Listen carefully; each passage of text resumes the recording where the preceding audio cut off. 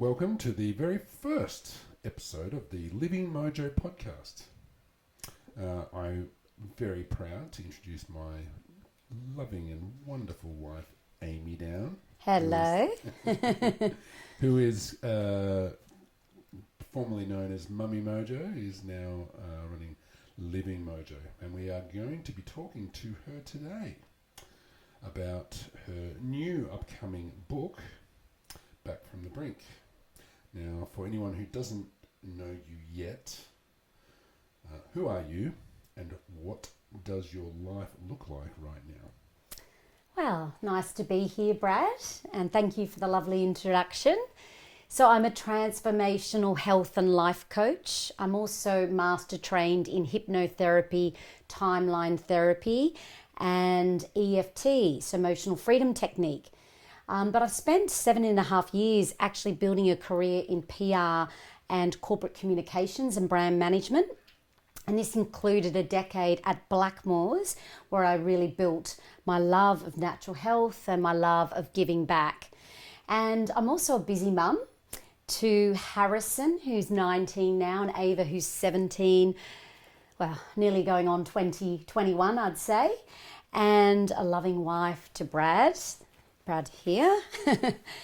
And I started, you mentioned Mummy Mojo. I started Mummy Mojo in 2014, running detox programs.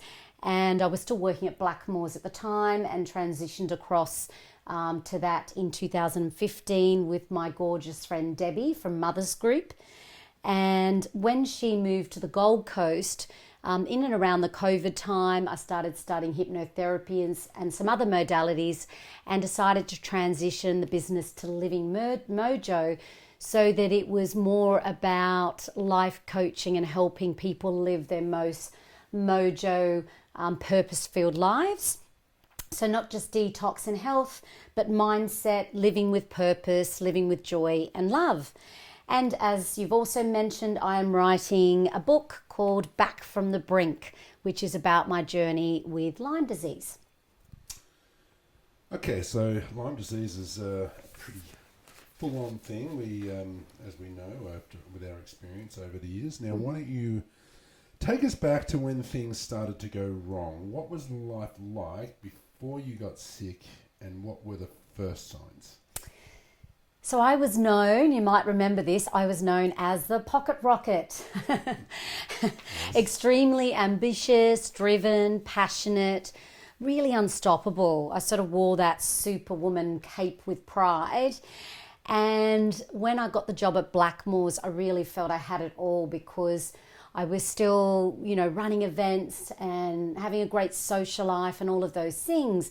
But I was working in natural health and working in an environment that I was extremely passionate about, something that I'd always wanted to do. But at the time, I was quietly running on empty. Like I said, I wore the cape like a badge of honor, but it really is a complex, silent thief, this superwoman complex that a lot of us have. We think we can sort of run the family, have these full-time careers, community, social, family, really being the brains trust for everyone. And, eventually I started getting, quite overwhelmed by the stress, started getting neck pain. I'd had a car accident when I was 18 and that sort of started to flare up. Started to get, a bit of exhaustion. I'd go to the gym more, but I was eating on the run, not eating very sensibly. But I was pushing through, because we had a lot to live for as well. We were young, we had great friends, we lived in the northern, we'd moved to the northern beaches, and so there was a lot of things to be grateful for. But we were also raising Harrison, who was quite sick, and, raising a sick child while also having a young baby that you're breastfeeding. At that time, I was sort of trying to be everything to everyone. But I didn't realise that my body had been trying to tell me something for years, and I just wasn't really listening.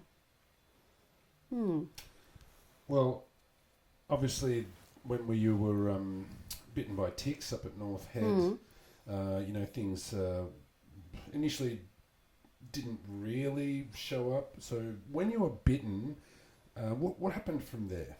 Yeah, so we were living in a house in North Head in Manly, and I know it was your dream, hun, because it sort of took you back to, the life on the farm and being in nature. And we had this incredible view, didn't we, of the Harbour Bridge and all of those things.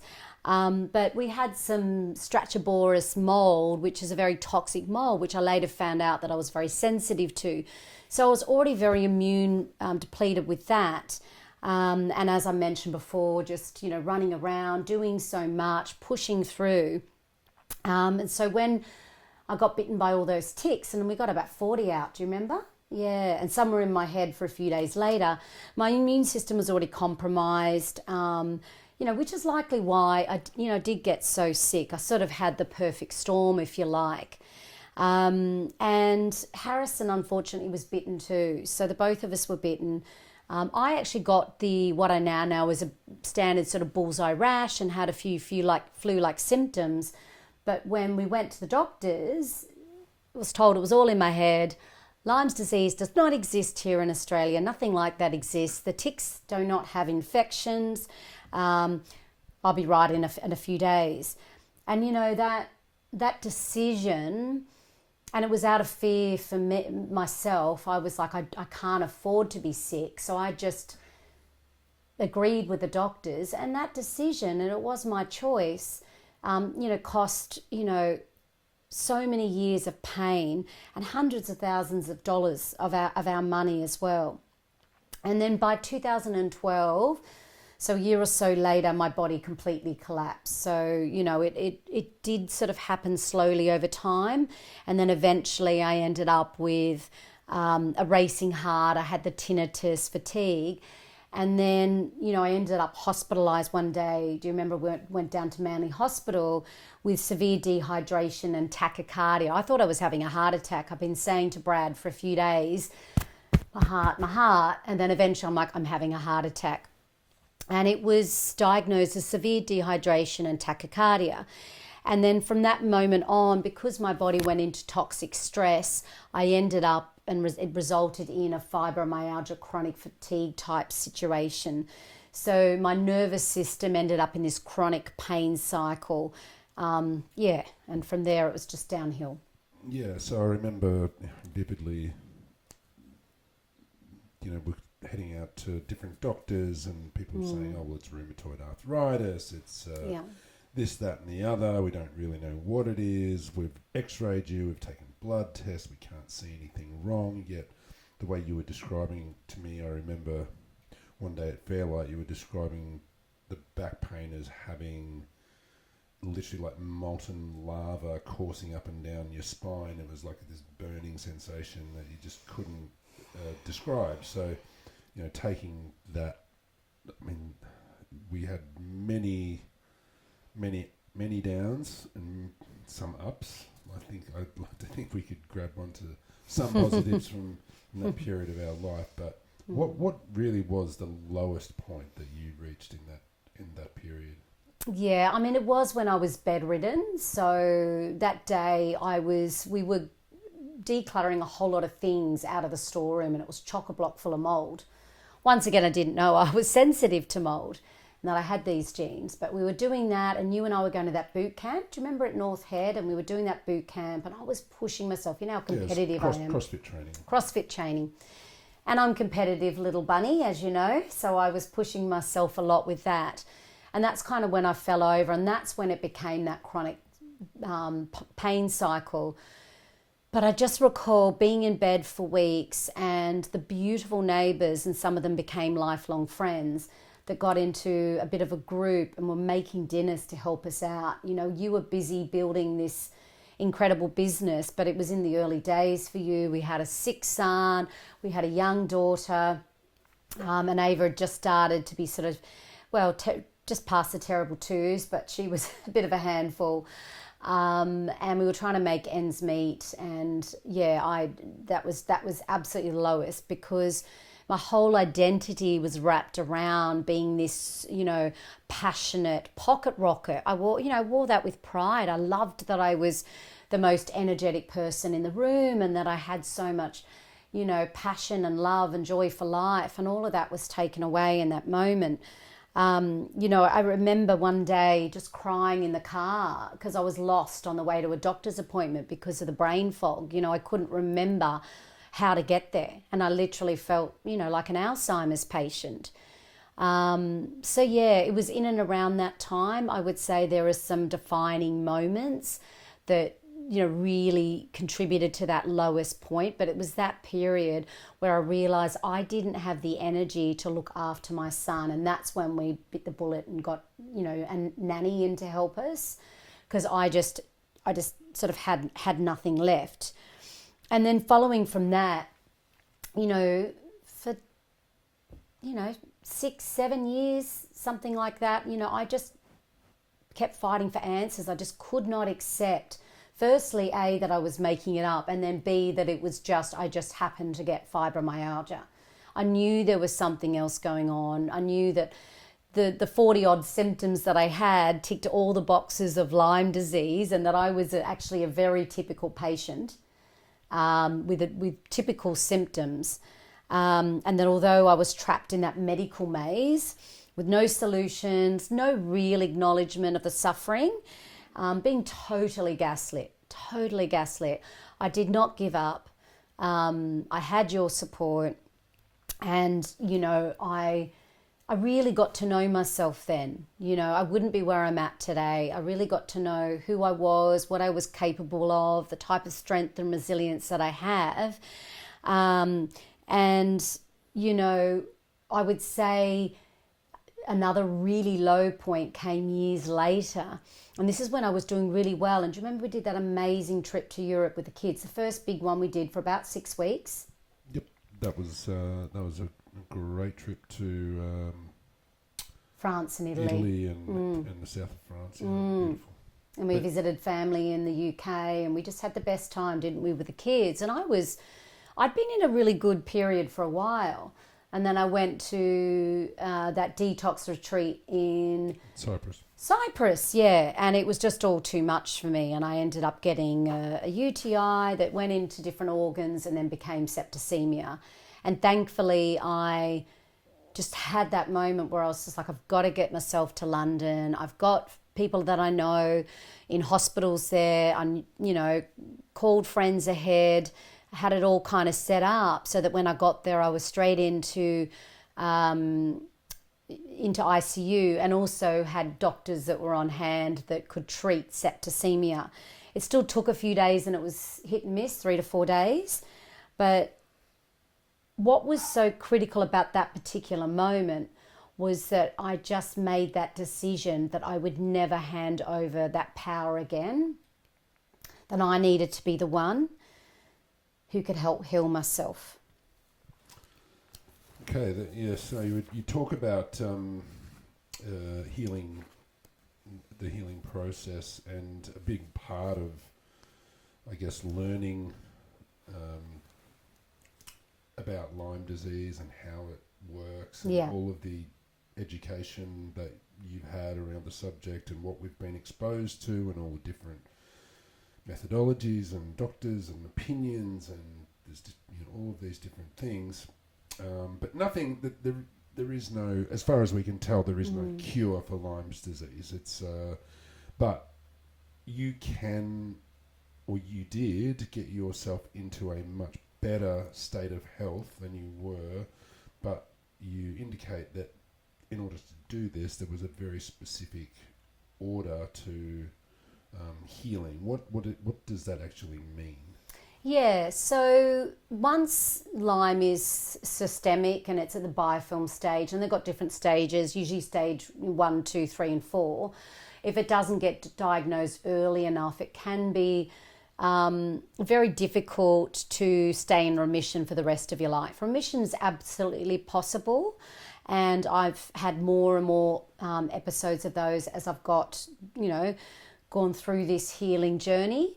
But it is cyclic, and there can be relapses, and it can be little things that trigger it. And it does depend on your genetics and your blood type and your background, and if you've got any other illnesses, if you're a woman, because hormones can play into it, all of those things. But most people sort of go straight to, the antibiotics, the supplements, the protocols, things like that. And all of those are great, but the body really has to be ready to receive the healing, and so does the mind. And, for so many years, and you'd remember this, I was doing so many of the right things. I was eating all the best nutrition, taking all the herbs, meditating. We did some massive treatments like Cyprus, and I also did hypothermia and 10 past ozone. They were all pretty full on. Full on, all right? They were wild. Yeah, absolutely wild. Like, it's pretty crazy. That's got to be a different podcast, that one. I think people find that really fascinating. But because my nervous system was sort of trapped in this fight or flight, and my mindset wasn't really where it needed to be, the progress was very limited at the time. And so it wasn't until I began to practice all of these different sort of therapies and modalities, and also change my belief system, that my body felt safe to heal. And that also that my mind was ready to say, I don't have to identify with this. I don't have to create this. I can create something else. And I'm talking about things like breath work, tapping, mindfulness, grounding. I've done a lot of study as well with Trisha Brennan, William Whitecloud, different things like that. Healing's really not a downloadable checklist. It's really an intimate relationship with your body, mind, and spirit. Yeah, that's, from what I can understand, mindset has a massive amount to do with healing. So, yeah, incredible. So with all of that, what do you think is the thing or the things that genuinely move the needle for you as far as getting well or getting better? Detox, detox, detox. Detoxification for life. And I'm not just talking about a juice cleanse. I'm talking about daily detoxification practices, herbs, foods that are continually going to keep your body cleansed, keep your liver clean, help with your kidneys, help the flushing out of things, because we just live in a very toxic world. There are toxins in the sky, in the food we eat, in the soils. We absorb them genetically as well, even in utero. We grew up in the age, if you remember, of lead pencils. I was always chewing those pencils. Our parents were the mercury age. There's lots of aluminium now with people cooking in aluminium pans. Let's talk about plastic. That's a whole other podcast as well. But you get the point. EMFs, things like that. So when you've had a systemic chronic illness like this, it's really important to address all of those things and it to be part of your lifestyle, not looking at it like, oh, I can do, a few days a year or go on a detox retreat. This is a lifestyle. It's daily practice and then doing some deeper detoxes sometimes. I've done a lot of different therapies. As you know, you're always laughing at me. I've got my foot in a foot bath or something on a hat on my head from the sauna, things like that. But I have found personally that the saunas have been the biggest thing for me because we have one at home and I do it very regularly. But everyone's different and it is finding what works for you. But I definitely recommend saunas because they open up the detox pathways. They clear pathogens, heavy metals, and boost the immune system. So you want anything that's going to boost the immune system. I mentioned before the mindset and nervous system work. Mindset is a critical, crucial part, and it's something that hardly any doctor will ever tell you, and it's such a missed opportunity. In fact, I now look at it and believe that maybe mindset needs to come first, because you really have to believe that you have the ability to heal, that you deserve to be whole, healthy and well, and that you can create that and you don't need to rely on anyone else. Tapping has been instrumental. That actually got me off. I did take pain medication for a few months in the really early days because I was in such significant pain. And then I learned about tapping, EFT, and I completely gave up any kind of Panadol, anything like that. To this day, I use it for pain relief, but it is fantastic for emotions, for improving sleep, for letting go of limiting beliefs, and to getting in the mindset to create what you want. things like breath work and hypnotherapy, breaking the trauma loop, vagus nerve stimulation. You know that lately I've really got into dancing. I love dancing. Bit of laughter therapy, socializing with friends, even a little bit of French champagne sometimes is great. Anything that's kind of mojo related. And I love to study and I love to learn from others. I will always trust my own intuition about what it is that feeds my soul and what it is that brings me joy and health and happiness and all those things. But I really love learning as well. And as you know, I've been probably studying on and off for about 12 years now. So I'm either studying to get another credential that I can help my clients with, or I'm studying for myself, and I've done all the William White Cloud curriculum, which you've done a bit of study in, which you know is fantastic in terms of focusing and creating what you want in your life. And then Trisha Brennan, all of her work on intuition and really coming back to the core of who you are, and your purpose and your soul's calling. So yeah, so those things are really important. Food and nutrition, it's pretty obvious. I still think, you know, nutrition is secondary in some ways, but it's still very important. There's some simple things I learned, like just cut out the gluten. That's really massive for anyone with Lyme or autoimmune. You want to reduce or cut out as much sugar as you possibly can, just any kind of inflammatory foods. And you always want really good gut health. So boosting the microbiome, probiotics, digestive enzymes. And, you know, with all of these things, it's just realizing that a lot of, you know, the health, it can really get stuck in the body. You know, it can get stuck in the gut. It can get stuck in the liver. It can get stuck in the heart. So if you combine all of these things together, you're giving your body the best possible chance to get back into balance, to get back into energy, into flow, into healing, to have, you know, that vitality again. And with that, you know, your immune system is, all it's going to do is keep the infection at bay, you know, because it's going to be healthy. Yeah.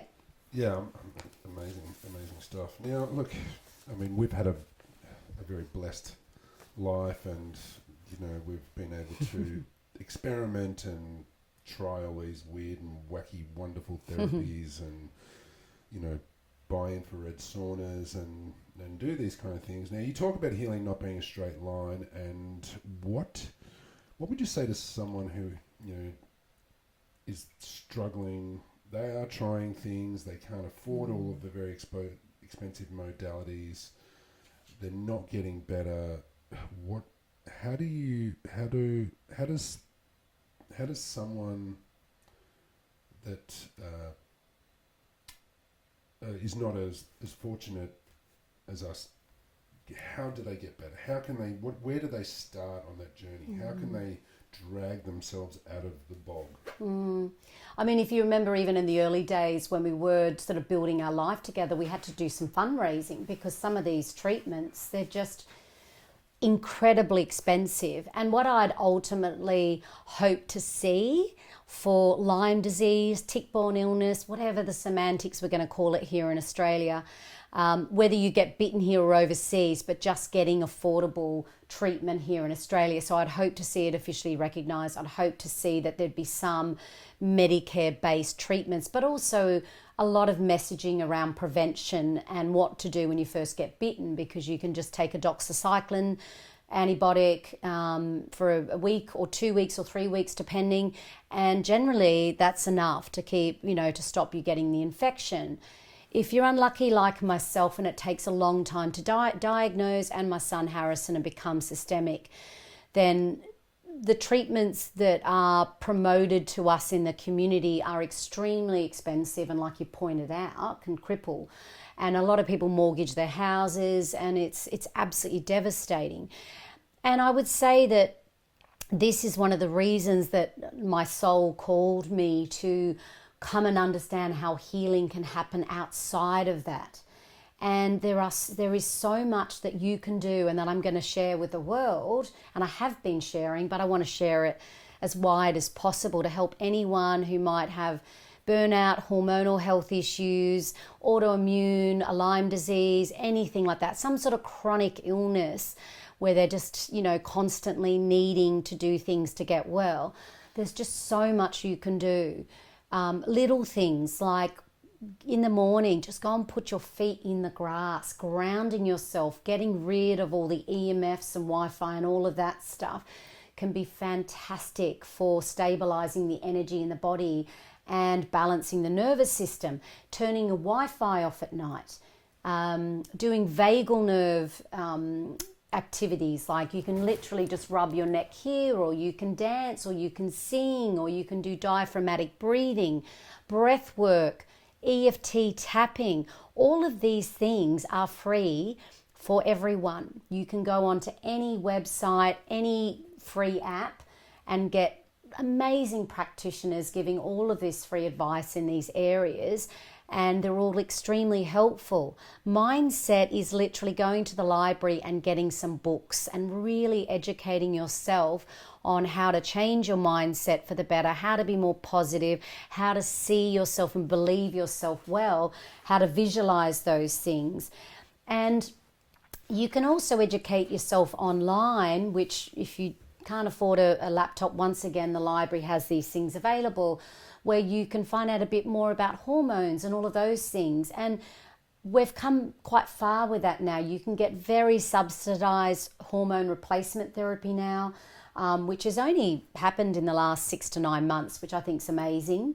So women can, balance their hormones, which you need to if you've got these kind of chronic illnesses. Sleep is free, and I would say sleep is absolutely critical. And hon, I still struggle with that, and I've done a lot of different things. Smelling flowers, hugging trees, love and connection and joy. Writing a list of the things that bring you joy, even if you're as sick as where I got, there are still things you'll find that bring you joy. Watch your favorite movie, give your kids a hug, play with your dog, those kind of things. All of those things can be really healing, and they can shift you from a fear-based healing to a trust-based healing. When you start to realize that you have all the answers, that you innately know yourself better than anyone's going to know you, then that's where the healing, and it can be miraculous. It creates more of a sustainable path to wellness that no doctor's ever going to give you. Yeah, that's pretty incredible, and I've seen it firsthand, I think, and I know for a fact that when we spiral downwards, the suffering seems to increase, and when we are certainly on a more positive road and a positive mindset, things, the symptoms certainly dissipate. I have similar experiences with things like back pain. It's a back pain increases as stress increases. Yeah. Money worries and those kind of things generally lead to different suffering, and those kind. So mindset is a huge part of getting better. So that translated into into Mojo. So Mojo has been around for, what did you say, since 11 years? 2012? But it was about 2012 that we started speaking about it. So we used to talk about Mojo and Mummy Mojo was born, and then it's generally morphed into this term Mojo. Where did that word come from, and what does it mean specifically? Well, so it came from this sense that I knew that I, was fighting to get back wasn't just physical health. It was my vitality. It was a sense of who I was. And I got to know through this health journey on a deeper level and understand that on a much more sort of soul intuitive level, if you like. Brad sometimes eye rolls when I say these things, but it's true for me. I'm a very passionate person when it comes to my spirit and my soul and all of those. But Mojo is that sense that makes you you. It's your health, it's your happiness, it's your peace, your dreams, your passions, confidence, sparkle. It's like an essence, it's like a life force that comes from within, and it really attracts you to the light of who you are. And from that place, you can make all these positive choices for your happiness and health. So it could be, changing your mindset. It could be having beautiful, happy, loving relationships. I could family. It could be career and purpose. It's just like, it could be just how you live every single day, and the intentions that you set for yourself. And so the deeper I went, the deeper I saw the connection between self-love and wellness. And this is when I transitioned from not just doing sort of emotional freedom technique and matrix, and really wanted to get more into hypnosis and timeline therapy, and much more into the life coaching, because I realized that they come together. It's like you have to love yourself. You have to think you're deserving of health, and that is the love. That is the connection back to the love. So it could be things like prioritizing rest over productivity. And Brad has seen me change a lot over the years. I'm not the pocket rocket anymore, but I can be in moments when it's suitable, right? Yeah. But it's letting go of those identities around achievement, and instead looking at achievement as things that really drive your passions, drive your purpose, and drive your calling. And what's so beautiful about Mojo is it can even exist when you're sick. Even when you're sick. And in fact, in those moments, sometimes Mojo can be strongest. So you never want to lose it. It's very important. Yeah, it's pretty cool having the when you feel the mojo, it's like you're in flow, right? It's, Yeah. it's very cool. So, listening to this podcast today, if you want to put your mojo into the world, what do you want someone to feel after listening to your words today? I just want you to feel that you've been seen, you've been heard. I see and hear you. I understand. I have, full compassion, empathy, and love, and that there is hope. There is hope out of the darkness. There's a way forward. That, as our cells change very regularly, so does our lives, and anything is possible. It is up to us to create our future.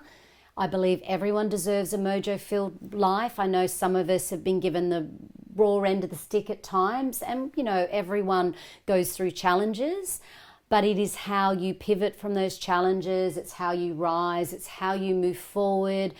And I encourage, anyone out there, no matter what you're going through, whether it's mental, physical, or both, challenges in your life, that you don't give up, that you know that there are people out there that really care and want to see you thrive and not just survive, and that there is always that connection to your mojo, to your purpose and your calling. It's there. It's the innate sense of who you are. So all you need to do is go back to who you truly are, remember who you truly are, find the joy, find the love, find the passion, and, just take it one little baby step at a time. They sort of say the pyramids weren't built overnight. Terrible analogy.